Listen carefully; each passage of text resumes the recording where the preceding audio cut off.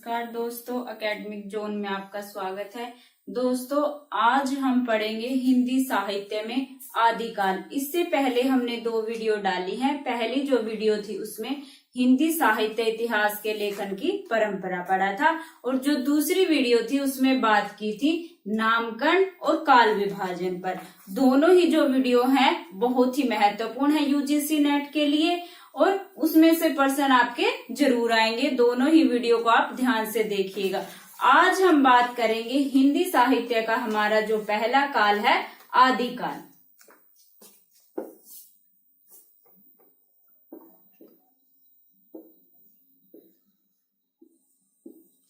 आदिकाल, इससे पहले वीडियो थी जो वो छोटे छोटे 2 टॉपिक थे, उन पर हमने बनाई थी। आज आदिकाल पर बात करेंगे। जैसा कि मैंने पहले भी बताया है, आदिकाल में हम जो पढ़ेंगे उसको कई भागों में बांटा गया है। जैसे कि अपभ्रंश साहित्य,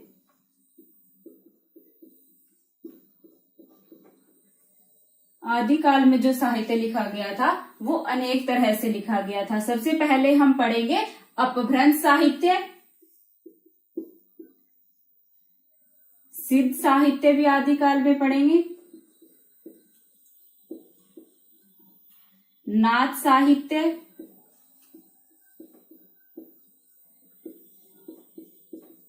रासो साहित्य,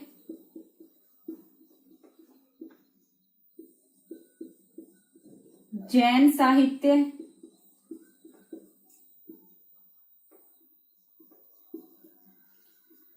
विद्यापति, अमीर खुसरो, लौकिक साहित्य, गद्य साहित्य, ये सब हम आदिकाल में पढ़ेंगे। आज हम बात करेंगे अपभ्रंश साहित्य पर, उसके बाद ये सारे टॉपिक हम आदिकाल में पढ़ेंगे। लेकिन आज का हमारा टॉपिक होगा अपभ्रंश साहित्य।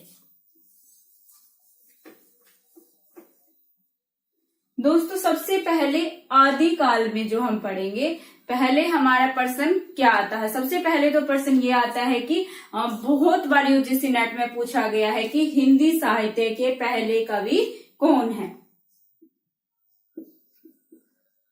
प्रथम कवि। आपने भी देखा होगा, पहले पेपर दिया भी होगा, बहुत बार पूछा गया हिंदी साहित्य के प्रथम कवि कौन है। तो उसमें हमारा उत्तर होगा सरहपाद या सरहप्पा। आपको ऑप्शन में ये मिलेगा तो आपका उत्तर ये ही सही होगा। हिंदी साहित्य के प्रथम कवि सरहप्पा है। प्रश्न ये भी पूछा जाता है किनके अनुसार? राहुल सांकरत्यायन ने कहा था।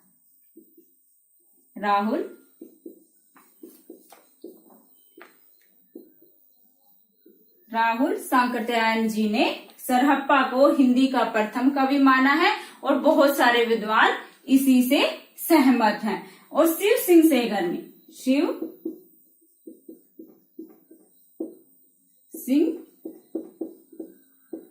सेंगर ने पुष्य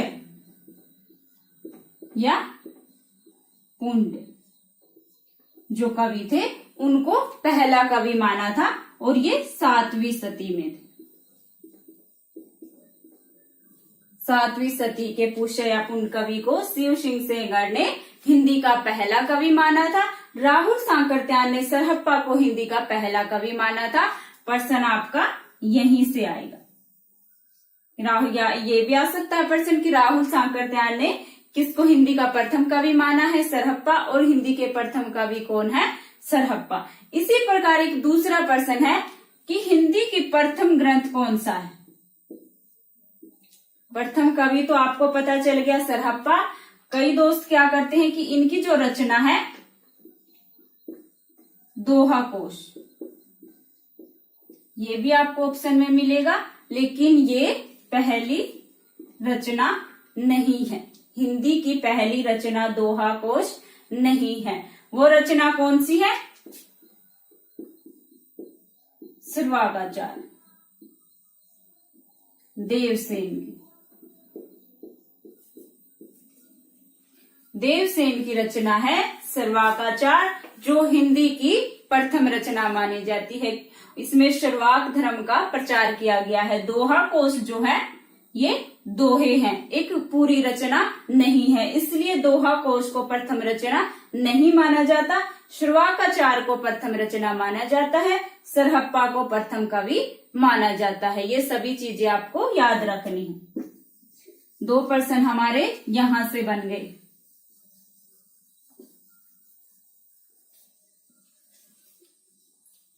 दूसरा क्या है कि जो आदिकाल में साहित्य लिखा गया था, अपभ्रंश साहित्य की अगर हम बात करें तो कुछ विद्वानों ने माना है कि जो ये अपभ्रंश भाषा में लिखा गया साहित्य है, इसलिए इसको हिंदी में स्थान ना दिया जाए। लेकिन कुछ विद्वानों ने माना है कि जो हिंदी में जो साहित्य लिखा गया था वो पुरानी हिंदी थी, यानी अपभ्रंश का उत्तर रूप था, पुरानी हिंदी उसको माना गया है। इसलिए इसको आदिकाल में जो हमारे हिंदी साहित्य में स्थान दिया जाए, न कि अलग कर दिया जाए अपभ्रंश साहित्य को। जो शुरुआती अपभ्रंश भाषा थी वो हिंदी के निकट थी और उसको पुरानी हिंदी माना गया है। लेकिन जो हमारी बुक है उसमें दिया गया है कि कुछ रचनाएं थी जिन पर अपभ्रंश का प्रभाव ज्यादा था और हिंदी का कम था, और कुछ ऐसी रचनाएं थी आदिकाल में जिनमें हिंदी का प्रभाव ज्यादा था और अपभ्रंश भाषा का कम था।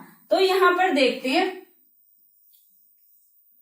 ये वो रचनाएं हैं जिन पर अपभ्रंश का प्रभाव अधिक था, हिंदी का प्रभाव कम था। वो कौन कौन सी रचनाएं हैं? तो उसमें हमारा आएगा सिद्ध साहित्य। सिद्ध साहित्य पर अपभ्रंश का प्रभाव अधिक था। सर्वाकाचार जो रचना है देवसेन की, सर्वाकाचार, वो इस पर भी अपभ्रंश का प्रभाव अधिक था। नाथ साहित्य, नाथ साहित्य भी अपभ्रंश के प्रभाव से युक्त थी। राउलवेल गद्य पद्य जो रचना थी, राउलवेल, वो उक्ति व्यक्ति प्रकरण पर भी अपभ्रंश का प्रभाव अधिक था। भरतेश्वर बाहुबली रास, शालिभद्र सूरी की रचना है जो भरतेश्वर बाहुबली रास। हमीर रासो वर्ण रत्नाकर, ये जो रचनाएं मैंने यहाँ पर बताई, इन पर प्रश्न आया हुआ था कि अपभ्रंश प्रभावित रचना इनमें से कौन सी है। तो ये जो सभी रचनाएं हैं वो अपभ्रंश प्रभावित रचनाएं हैं। सिद्ध साहित्य, सर्वाकाचार, नाथ साहित्य, राउलवेल, उक्ति व्यक्ति प्रकरण, भरतेश्वर बाहुबली रास, हमीर रासो वर्ण रत्नाकर। आगे है, ये जो रचनाएं हैं इन पर हिंदी का प्रभाव अधिक था, अपभ्रंश भाषा का कम था। ये कौन कौन सी रचनाएं हैं? खुमान रासो, ढोला मारूरा दुहा, बिस्सल देव रासो, परमाल रासो, पृथ्वीराज रासो। जयचंद्र प्रकाश, जयम्यक जस चंद्रिका, चंदन बाला रास, स्थूली भद्र रास, रेवत गिरिरास, नेमिनाथ रास, वसंत विलास, खुसरो की पहेलियां। ये सभी रचनाएं हैं जो हिंदी के प्रभाव से युक्त थी, यानी अपभ्रंश से मुक्त रचनाएं थी। ये आपको याद रखनी है कि कौन सी रचनाएं अपभ्रंश से प्रभावित हैं और कौन सी नहीं है। जैसे सिद्ध साहित्य, नाथ साहित्य, रामचंद्र शुक्ल जी ने इनको साहित्य में स्थान देने से ही मना कर दिया था, क्योंकि ये धार्मिक रचनाएं की गई थी इनमें। अगर इन सब को छोड़ दिया जाए तो हमारे साहित्य की शुरुआत तो भक्ति काल से होगी, और भक्ति काल भी देखा जाए तो पूरा में ही धार्मिक रचनाएं की गई थी। इस तरह से इनको छोड़ा नहीं जा सकता। आदि काल में इन सभी रचनाओं को स्थान दिया गया है। तो दोस्तों, अब बात करते हैं हम अपभ्रंश साहित्य पर, जो हमारा आज का टॉपिक है। जो पहले प्रश्न बनते थे वो मैंने बता दिए। एक प्रश्न ये भी कई बार पूछा जाता है कि रामचंद्र शुक्ल ने वीर गाथा काल नाम दिया था, नामकरण में हमने पढ़ा था आदिकाल को, वो कितनी रचनाओं को मानकर दिया था? तो वो 12 रचनाओं। बहुत बार पूछा जाता है ये प्रश्न भी कि कितनी रचनाओं को उन्होंने प्रमाणिक मानकर आदिकाल को वीर गाथा काल नाम दिया था। तो कितनी रचनाएं थी? बहुत बार आया हुआ है ये प्रश्न। तो वो 12 रचनाएं थी। इस तरह के प्रश्न आप नोट करते चलिएगा, कॉपी पेन आप अपना लेके बैठिए। इस तरह के प्रश्न आपके लिए महत्वपूर्ण है, वो आप साथ के साथ लिखते चलिए।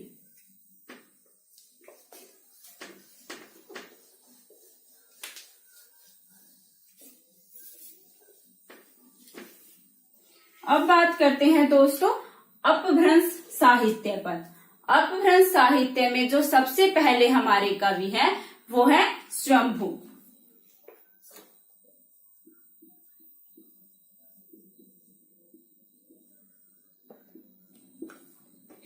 अपभ्रंश साहित्य के जो हमारे सबसे पहले कवि वो स्वयंभू राम कुमार वर्मा जी ने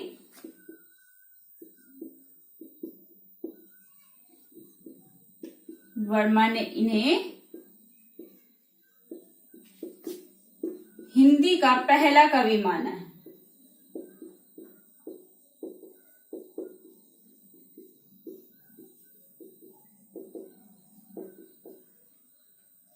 आप साथ के साथ इनको लिखते चलिएगा। राम कुमार वर्मा ने स्वयंभू जी को हिंदी का पहला कवि माना है, लेकिन ये अपभ्रंश भाषा के, क्योंकि इन्होंने आपको पता है अपने साहित्य की शुरुआत जो 693 ईस्वी से की थी, इन्हीं को मानकर की थी। इनको हिंदी का पहला कवि माना था और इन्हीं से शुरुआत मानी थी, लेकिन ये अपभ्रंश भाषा के कवि हैं।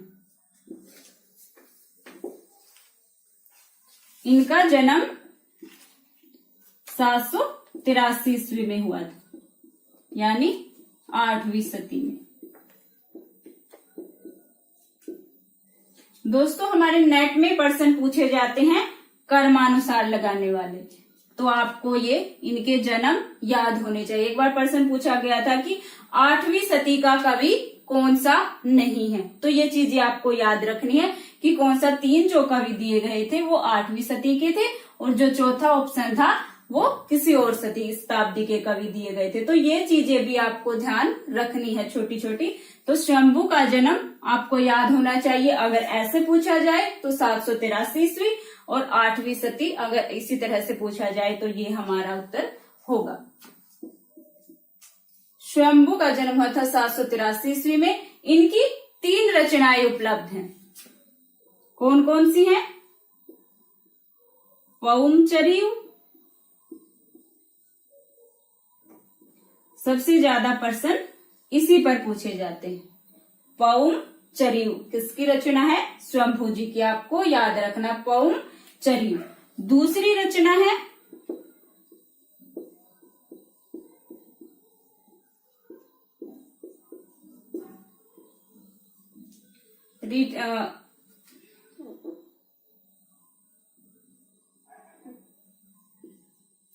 रिठैणमी चरियु,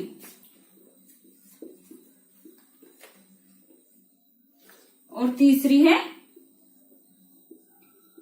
स्वयंभू छंद।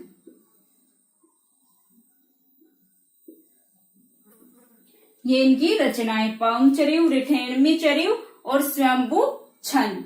तो सबसे ज्यादा प्रश्न जो कहां से पूछे जाएंगे वो पौमचरियु से पूछे जाएंगे। इसमें राम का चरित्र वर्णित है। इस रचना में राम का जो चरित्र है उसका वर्णन किया गया है। जब हम राम काव्य के बारे में पढ़ेंगे राम भक्ति शाखा में, तो उसमें भी आप इनको पाएंगे कि अपभ्रंश भाषा में जो साहित्य लिखा गया था उसमें स्वयंभू ने पौमचरियु में राम के चरित्र का वर्णन किया गया था। ये जो इनकी रचना है ये अधूरी है। पौमचरियु अधूरी रचना है, जिसको किसने पूरा किया था? इनके पुत्र त्रिभुवन ने। स्वयंभू के जो पुत्र थे त्रिभुवन, उन्होंने पौमचरियु को पूरा किया था। आपको इनके बारे में पूरी जानकारी होनी चाहिए, क्योंकि इन पर प्रश्न आपका आएगा ही आएगा। जो अधूरी रचना है पौमचरियु है, राम के चरित्र का वर्णन किया गया है, और इसको पूरा किया था स्वयंभू के पुत्र त्रिभुवन ने। इसी रचना के आधार पर स्वयंभू जी को वाल्मीकि और व्यास कहा गया।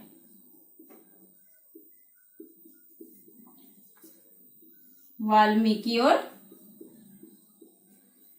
व्यास की उपाधि दी गई है। आपको पता होना चाहिए कि अपभ्रंश भाषा के वाल्मीकि किसे कहा जाता है, स्वयंभू जी को, और व्यास भी इनको कहा गया था। इन्होंने अपनी रचनाएं देसी भाषा में लिखी।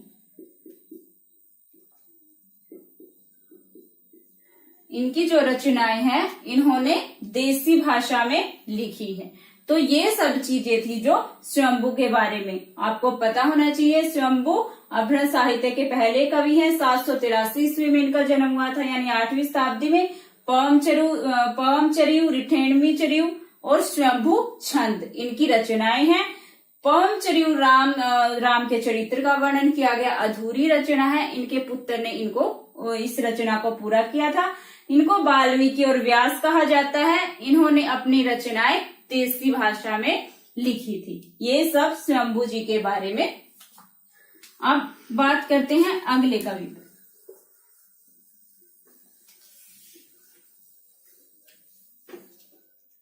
अपभ्रंश साहित्य में जो हमारे दूसरे कवि हैं वो है पुष्यदंत।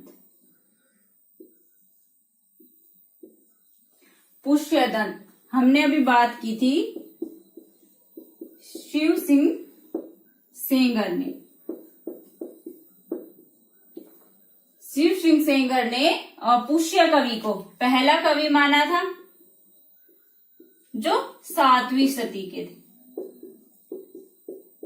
जो 7वीं सदी के थे पुष्य कवि को शिव सिंह सेंगर ने पहला कवि माना था हिंदी का।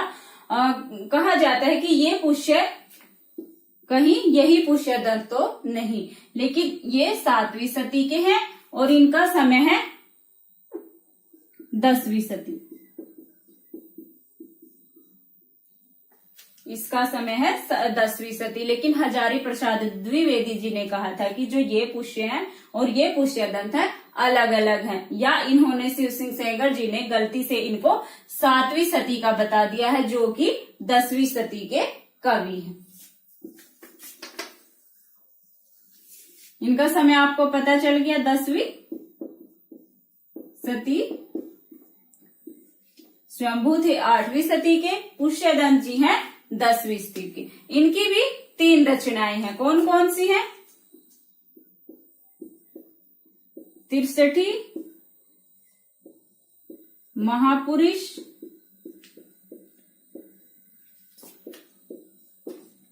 गुणालंकार। 63 महापुरुष गुणालंकार इनकी रचना है। दूसरी है न्यायकुमार चरियु। न्यायकुमार चरियु। आगे है जसहर चरियु। ये इनकी 3 रचनाएं हैं। 63 महापुरुष गुणालंकार, न्यायकुमार चरियु और जसहर चरियु पुष्यदंत जी की रचनाएं हैं। इनके जो प्रश्न पूछा जाता है वो इस रचना से पूछा जाता है। 63 महापुरुष गुणालंकार, जिसको महापुराण भी बोलते हैं। महापुराण भी बोला जाता है, जिसमें 63 महापुरुषों के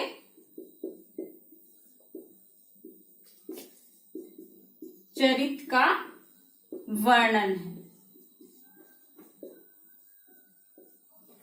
63 महापुरुष गुणालंकार यानी 63 महापुरुषों के चरित्र का वर्णन है इस रचना में, जिसमें राम का वर्णन भी है। राम के चरित्र का वर्णन भी किया गया है। तो 63 महापुरुषों के चरित्र का वर्णन है 63 महापुरुष गुणालंकार में। और दूसरी रचनाएं हैं न्यायकुमार चरियु और जसहर चरियु। इनको अपभ्रंश का भवभूति कहा जाता है। जैसे स्वयंभू को वाल्मीकि और व्यास कहा गया था, इनको भवभूति कहा जाता है। प्रश्न आपका ऐसे पूछा जाता है कि स्वयंभू किन अपभ्रंश में किस रचनाकार को वाल्मीकि और भवभूति कहा गया है? तो आपका उत्तर होगा स्वयंभू को वाल्मीकि कहा गया है और पुष्यदंत को भवभूति कहा गया है। ये भी आपको ध्यान में रखना है। शिव सिंह सेंगर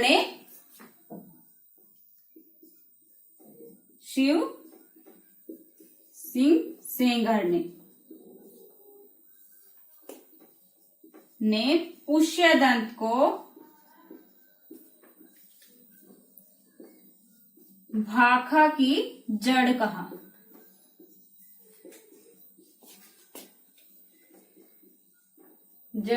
था।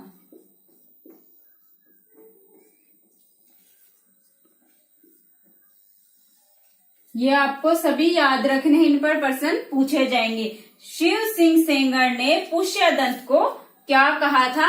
भाखा की जड़ कहा था पुष्यदंत को। लेकिन पुष्यदंत ने समय को कई उपाधियां दी थी, जैसे अभिमान मेरु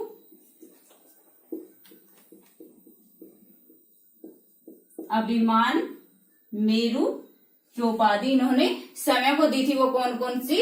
अभिमान मेरु, काव्य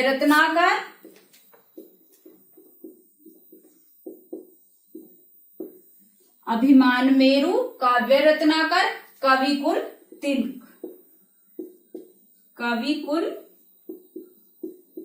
तिलक।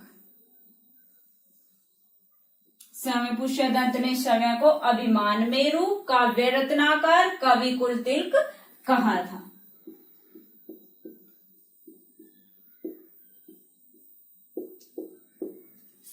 शिव सिंह सेंगर ने भाखा की जड़ कहा था पुष्यदंत को, लेकिन उन्होंने समय को अभिमान मेरु, काव्य रत्नाकर, कविकुल तिलक कहा था। पुष्यदंत थे जो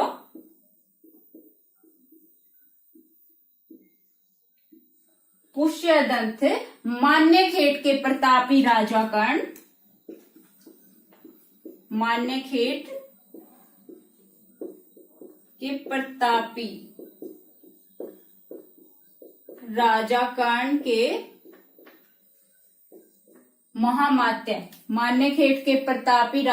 के महामात्य भीम के सभा कवि थे।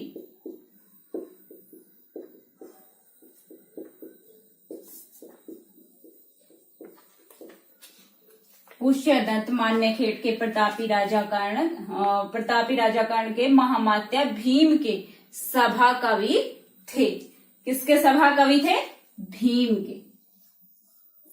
तो ये चीजें थी पुष्यदंत जी के बारे में। इन्होंने जो चरित काव्य लिखे थे वो चौपाई छंद में लिखे थे।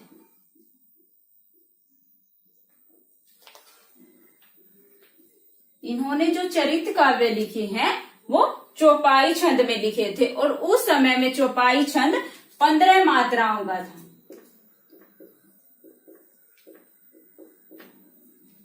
जो चौपाई छंद था वो 15 मात्राओं का था। चौपाई, ये भी प्रश्न एक बार आया हुआ था कि चौपाई को अब क्या बुलाया जाता है, तो वो चौपाई हो गया है, जो अब 16 मात्राओं का छंद है। लेकिन आदिकाल में जब पुष्यदंत जी रचना करते थे तब वो चौपाई छंद में जो चरित काव्य लिखे थे उन्होंने वो चौपाई छंद में लिखे थे, और जब 15 मात्राओं का छंद था चौपाई छंद। ये सब चीजें पुष्यदंत जी के बारे में, जो अपभ्रंश के दूसरे कवि हैं। अब आगे बढ़ते हैं।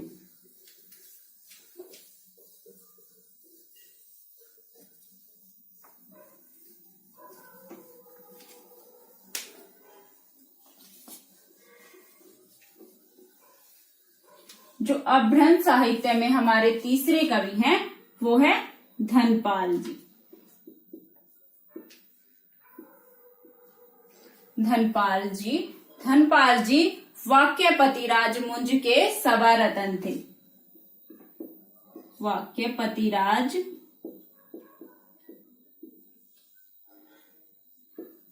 मुंज के सभा रतन थे। मुंज के कवि सभा रतन थे। धनपाल वाक्यपतिराज मुंज के कवि सभा रतन थे और राजा मुंज ने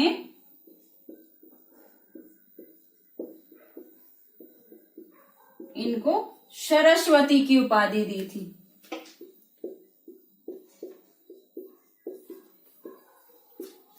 सरस्वती की उपाधि दी थी। राजा मुंज ने धनपाल को किसकी उपाधि दी थी? सरस्वती की उपाधि दी थी। ये सब चीजें आपको याद रखनी है, इन पर भी प्रश्न पूछे जा सकते हैं। किसकी उपाधि दी थी? सरस्वती की उपाधि दी थी। इनकी जो रचना है भविष्यत कहा,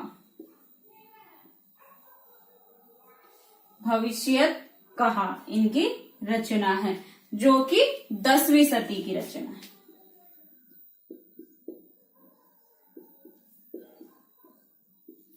10वीं सदी की रचना है, जो कि धनपाल का जो समय है वो पता नहीं है। अगर आपको ये कर्मानुसार लगाने आएंगे तो आप इनको 10वीं सदी का कवि मानेंगे। जैसे स्वयंभू पहले आएंगे 8वीं सदी के हैं, अगर उसके बाद धनपाल 10वीं सदी के, क्योंकि इनकी जो रचना मिली है भविष्यत कहा वो 10वीं सदी की रचना है। उसी के आधार पर हम इनका जन्म निर्धारित कर सकते हैं। तो ये आपको याद रखना है कि भविष्यत कहा है जो 10वीं सदी की रचना है। अब अगले हमारे जो कवि हैं वो है जैन सूरि जी। 12वीं सदी में हुए ये।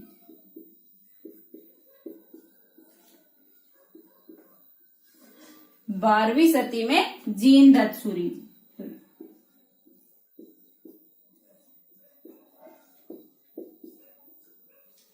जीनदत्त सूरि जो हमारे अपभ्रंश साहित्य में अगले कवि हैं, ये 12वीं सदी में इन्होंने रचना की थी उपदेश रसायन रास। उपदेश रसायन रास 1114 ईस्वी, यानी 12वीं सदी में ये जो रचना है इनकी, इसकी रचना इन्होंने की थी। तो जीनदत्त सूरि को हम 12वीं सदी में रखेंगे। वो धनपाल जी के बाद आएंगे कर्मानुसार में 12वीं सदी की, क्योंकि इनकी रचना मिली है उपदेश रसायन रास। उपदेश रसायन रास जो है जैन रास काव्य परंपरा का पहला ग्रंथ है। जैन रास काव्य परंपरा का पहला ग्रंथ है। जो उपदेश रसायन रास है वो जैन रास काव्य परंपरा का पहला ग्रंथ है और यह अपभ्रंश का भी प्रथम रास ग्रंथ है। यह अपभ्रंश साहित्य का प्रथम रास ग्रंथ है।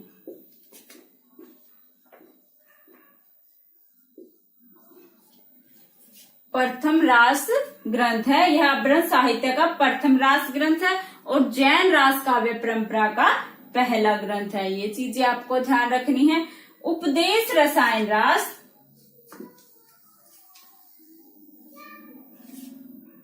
80 पदों का 80 पदों का नृत्य गीत काव्य है। कितने पद हैं? 80 पदों का नृत्य गीत काव्य है। जैसे कृष्ण जी की रासलीला है उसी तरह का वर्णन इसमें किया गया है। रास जो भक्ति काल में कृष्ण रासलीला का वर्णन किया गया उसकी आधार भूमि यही है। उसी तरह की जो रासलीला है वो 80 पदों में जो नृत्य है रासलीला बोला जाता है जिसको, उसी का वर्णन उपदेश रसायन रास में किया गया है। अगले कवि पर बात करते हैं।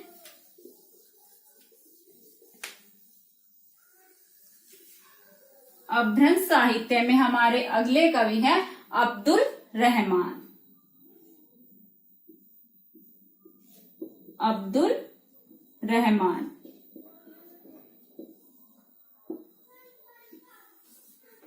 अब्दुल रहमान की जो रचना है वो है संदेश रासक। अब्दुल रहमान की रचना है संदेश रासक। यह पहला धर्मेत्र रास ग्रंथ है।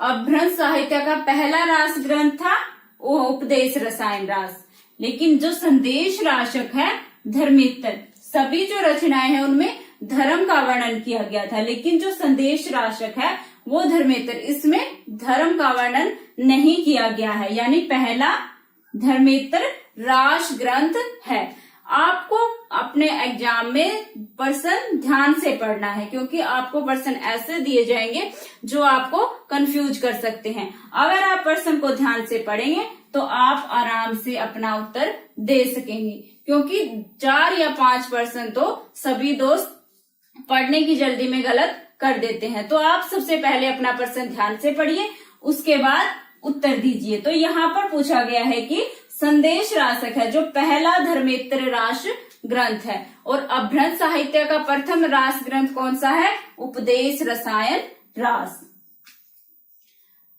अब्दुल रहमान पहले कवि हैं जिन्होंने देसी भाषा में रचना की है। मुसलमान होते हुए देसी भाषा में रचना की इन्होंने। एक मुस्लिम होते हुए देसी भाषा में रचना की जिसका नाम है संदेश राशक। संदेश राशक एक खंड काव्य है। खंड काव्य है जिसमें विक्रमपुर की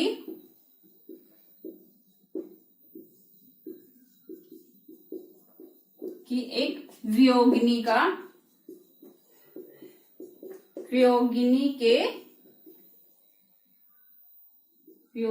के वियोग का वर्णन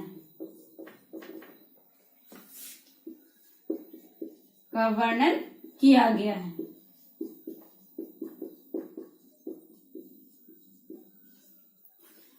संदेश राशक एक खंड काव्य है जिसमें विक्रमपुर की एक वियोगिनी के वियोग का वर्णन किया गया है। श्रृंगार रस की जो परंपरा थी,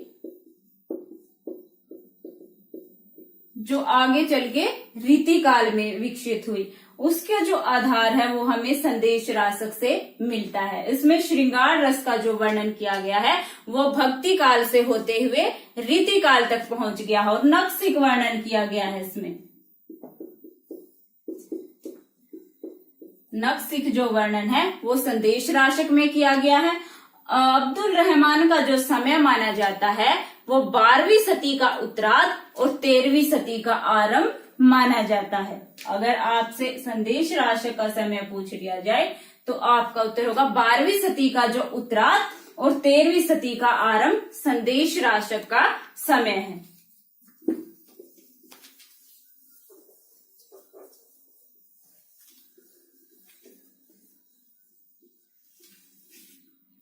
अपभ्रंश साहित्य में जो हमारे अगले कवि हैं वो है मुनि राम सिंह। मुनि राम सिंह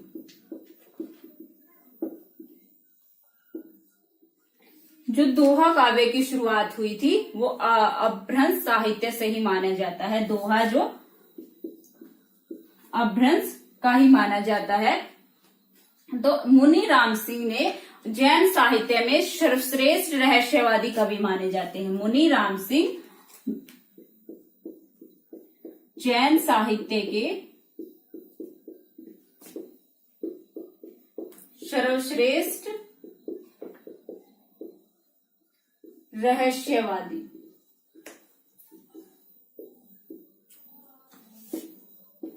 कवि माने जाते हैं।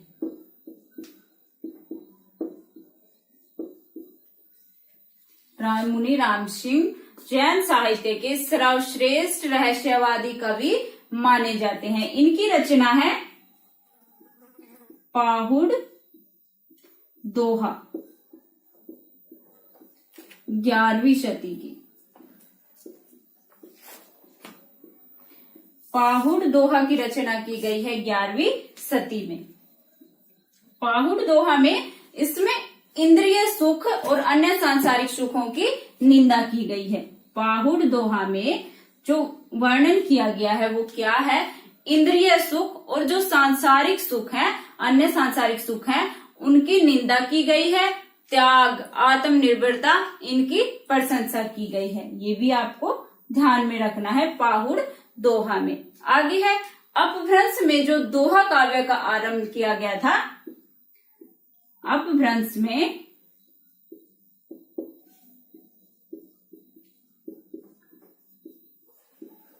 दोहा काव्य का आरंभ 6ठी शताब्दी के कवि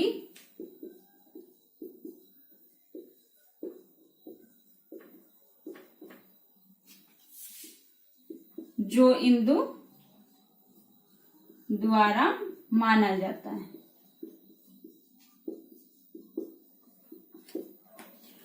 अपभ्रंश में दोहा काव्य का आरंभ 6ठी शताब्दी के कवि जो इंदु से माना जाता है, यानी जो दोहा काव्य की शुरुआत हुई थी वो 6ठी शताब्दी के जो हमारे कवि हुए हैं जो इंदु से माने जाती है। इनकी 2 रचनाएं हैं, परमात्म प्रकाश पहली और दूसरी है योगसार। जो इंदु जी 6ठी शताब्दी के कवि हैं उनकी 2 रचनाएं हैं, परमात्म प्रकाश और योगसार। तो ये अपभ्रंश साहित्य के कवि हुए जिन्होंने दोहा काव्य का आरंभ माना जाता है इनसे।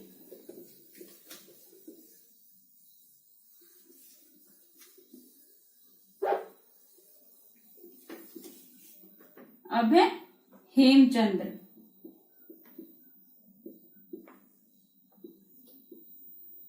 हेमचंद्र जी, इनका जन्म 1088 ईस्वी माना जाता है, यानी 11वीं शती में ये हुए थे हेमचंद्र जी। गुजरात के सोलंकी राजा सिद्धराज, गुजरात के सोलंकी राजा सिद्धराज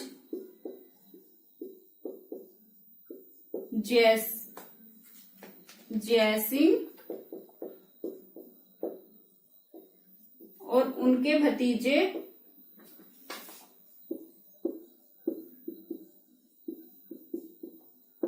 कुमारपाल के दरबार में रहते थे।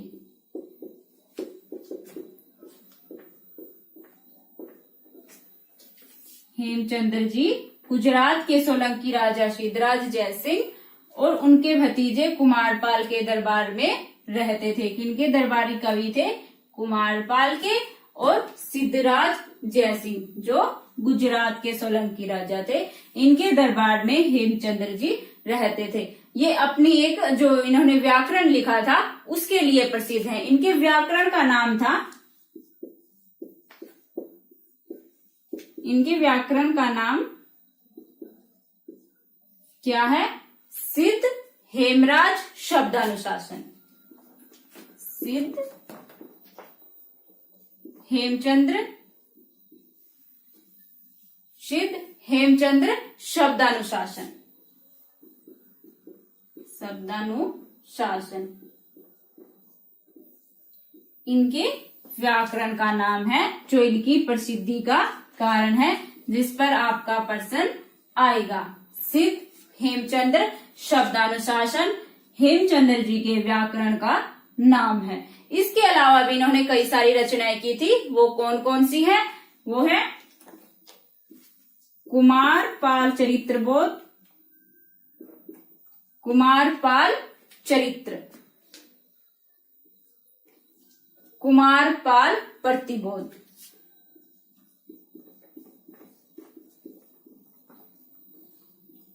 इनकी जो रचनाएं हैं कुमारपाल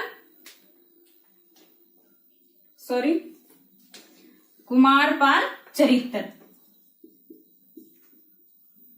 इनके व्याकरण का नाम था सिद्ध हेमचंद्र शब्दानुशासन, और जो दूसरी रचनाएं इन्होंने की थी वो थी कुमारपाल चरित्र। आपको पता है कुमारपाल के दरबार में ये रहे थे, उन्हीं पर इन्होंने कुमारपाल चरित्र रचना की थी। आगे है इनकी रचना योग शास्त्र।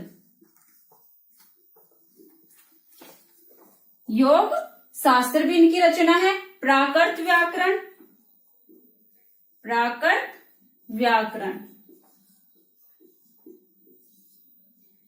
योग शास्त्र, प्राकृत व्याकरण, छंदोनुशासन, छंदोनुशासन,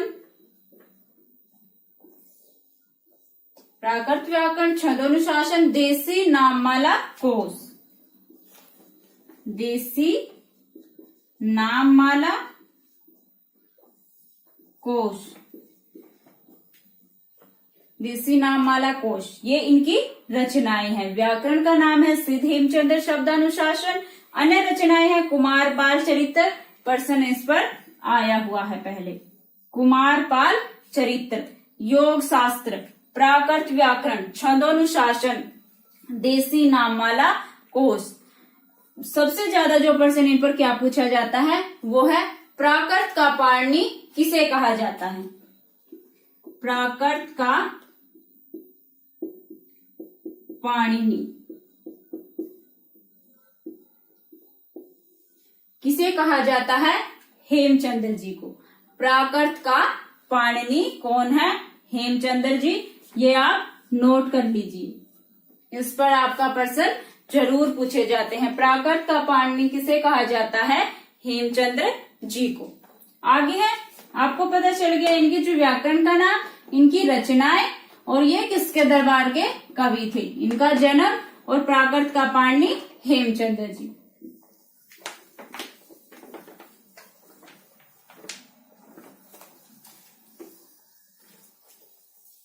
आगे है सोमपर्व सूरी। सोमपर्व सूरी, इन पर भी आप पुराने पेपर देखेंगे तो प्रश्न आया हुआ है। ये गुजरात के प्रसिद्ध जैन साधु थे। गुजरात के प्रसिद्ध जैन साधु थे।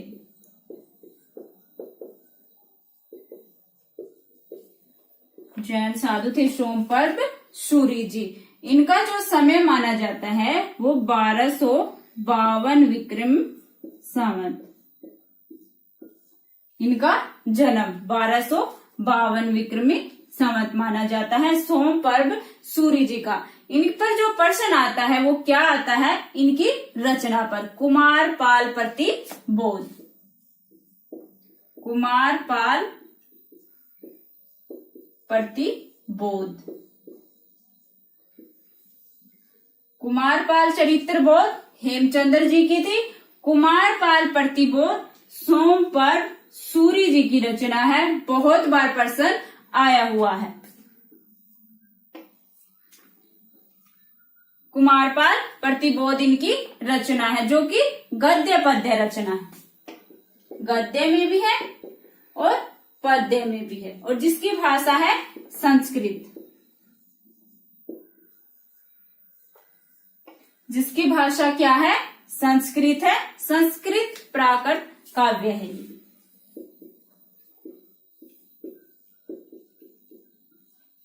कुमारपाल प्रतिबोध गद्य और पद्य दोनों में है।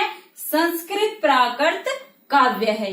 ये चीज आपको ध्यान रखनी है। ये रचना बहुत बार पूछी गई है, सोम पर्व सूर्य जी की है, कुमारपाल प्रतिबोध, और जिसका समय है 1241 विक्रम संवत। ये आपको ध्यान रखना है। आगे है, बहुत बार ये भी प्रश्न आया हुआ है, जैनाचार्य मेरु तुंग, जैनाचार्य मेरु तुंग।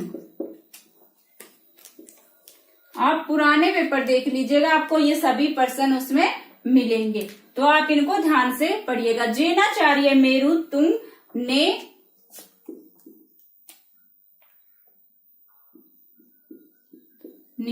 संवत 1361 में, संवत 1361 में प्रबंध चिंतामणि, इनकी रचना है प्रबंध चिंतामणि,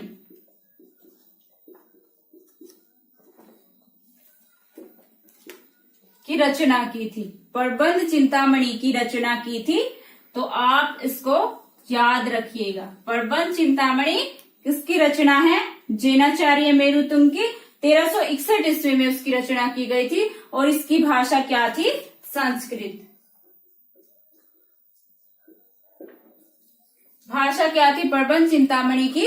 संस्कृत। ये दोनों ही महत्वपूर्ण है, दोनों पर प्रश्न आए हुए हैं। सोम पर्व सूर्य की रचना है कुमारपाल प्रतिबोध, हेमचंद्र की थी कुमारपाल चरित्र। जैनाचार्य मेरु तुंग की रचना है प्रबंध चिंतामणि। नेट के पुराने पेपरों में बहुत बार मैंने ये प्रश्न देखे हैं, या तो ये मिलान वाले में मिलेंगे या वैसे भी आपके प्रश्न आए हुए हैं।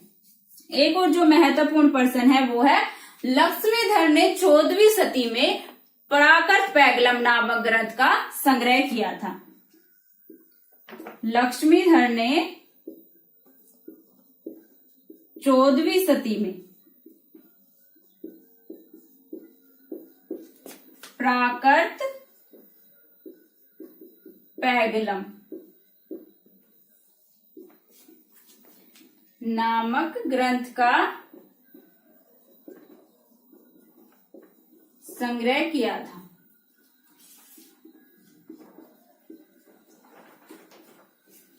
लक्ष्मीधर ने 14वीं सदी में कौन से ग्रंथ का किया था? प्राकृत पैगलम नामक ग्रंथ का संग्रह किया था। और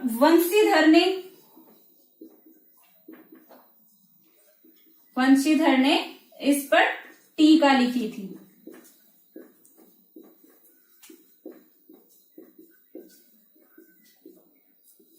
लक्ष्मीधर ने तो प्राकृत पैगलम का संग्रह किया था, और वंशीधर ने इस पर टीका लिखी थी। इसमें अनेक कवियों जैसे जज्जल, बब्बर, सांडिल्य आदि कवियों की रचनाएं मिलती हैं।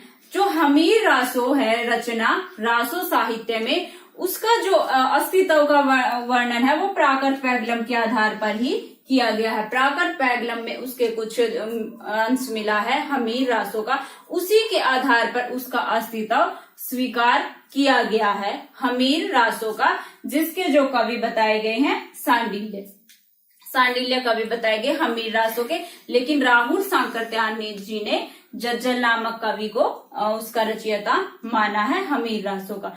तो प्राकृत पैगलम में बहुत सारे जो कवि हैं उनकी रचनाएं मिलती है, और जिसका जो संग्रह है वो लक्ष्मीधर ने किया था, और जिस पर टीका लिखी थी वंशीधर ने।